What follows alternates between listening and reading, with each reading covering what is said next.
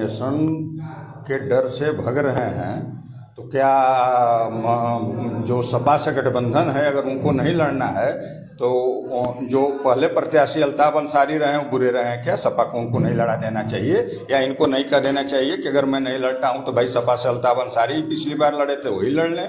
ये लोग बुनकरों को छलने का, इनको लग रहा है कि यादव वोट अब की बार मेरे साथ नहीं आएगा। बुनकर भी नाराज है कि 25 सालों में मेरे साथ कोई अच्छा व्यवहार नहीं हुआ है, न मेरा कोई काम हुआ है, केवल बस हम जात बिरादरी के नाम पर वोट देते रहे और ये गाँव में घूमकर बड़ा गेट बनवाने के अलावा विकास संबंधी एक भी काम मुख्तार अंसारी द्वारा नहीं किया गया है। तो यह डर भी तो है, जनता जागरूक हो गई है, योगी जी की सरकार है, विकास दिख रहा है, विकास हो रहा है, तो इसमें जनता भी जागरूक हो गई कि मेरे विधायक द्वारा भी तो कुछ करना चाहिए। तो जब मेरा विधायक परमानेंट जेल में ही रहेगा और अपराध ही करता रहेगा तो उससे बेहतर है कि हम किसी दूसरे को चुन लें। तो यह डर बनी हुई है उनको। लड़का का कहना है कि सरकार का देन है कि हमारे पिता पर्चे दाखिला नहीं कर पा रहे हैं। नहीं, सरकार ने कहाँ रोका है भाई? कोर्ट ने आदेश कर दिया, वहाँ से जाकर अपने पर्चे भरवाने का काम करें। वो नाटक करते हैं लोग, सरकार पर केवल थोपते हैं कि सरकार दबाव बनाती है, सरकार क्यों? हम सरकार को क्या डर है भाई? मुख्तार अंसारी अगर पर्चा भरते हैं तो क्या फर्क पड़ने वाला है बीजेपी सरकार पर और कुछ योगी जी पर या बीजेपी कार्यकर्ता पर? हम लोग तो चाहते हैं कि मुख्तार अंसारी आए और चुनाव लड़े सामने से।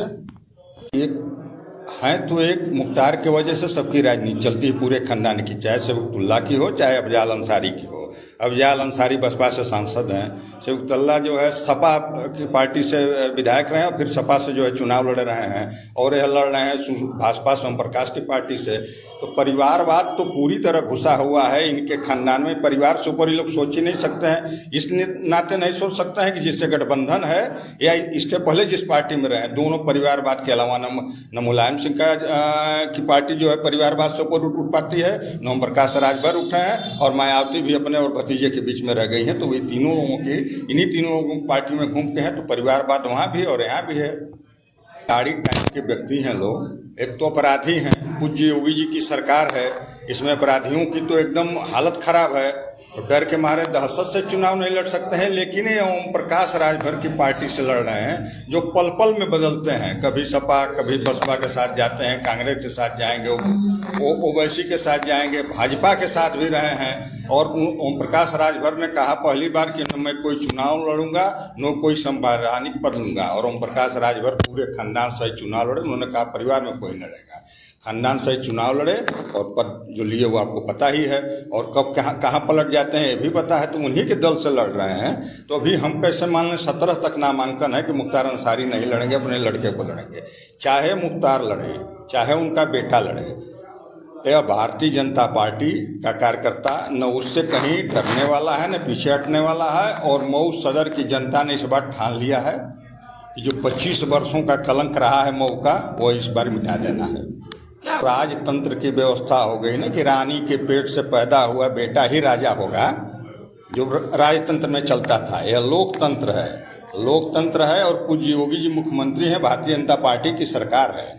तो मुख्तार अंसारी अपने लड़े या बेटे को लड़ावें, इस तरह का मदारी को लोग करते रहते हैं। तो उनका बेटा लड़े, अपने लड़े, अपने आज तक अपने लड़े, आज तक अपने लूटे खाए, अब बेटे को लगा दिए। इन्होंने खानदान की प्रॉपर्टी बना लिया है क्या मऊ सदर को? मऊ सदर में और कोई कार्यकर्ता नहीं रहा उनका। अगर लड़ाना ही था, अपने नहीं लड़ना था, तो जरूरी है कि उनका बेटा लड़ेगा। मैं नहीं लड़ूंगा तो मेरा बेटा लड़ेगा, कोई आवश्यक है?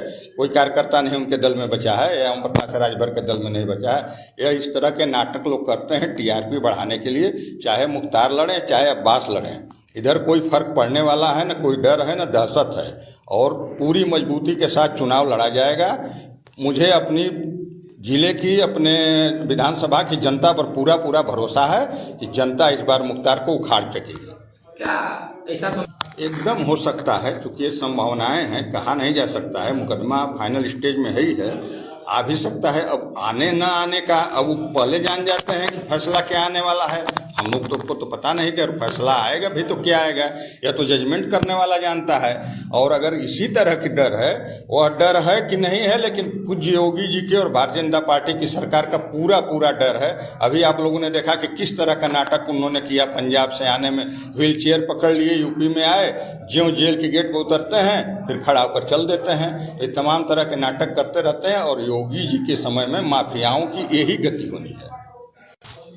पिताजी उनके कोई अच्छे कर्म करके गए हैं, हज करके गए हैं कि मंदिर में घूम के गए हैं? कहाँ गए हैं? पिताजी उनके अपराध करके गए हैं ना, तो एक अपराधी के साथ तो अपराधी जैसा ही सलूक होना चाहिए ना, तो हो रहा है, उसमें कौन सी बड़ी बात है।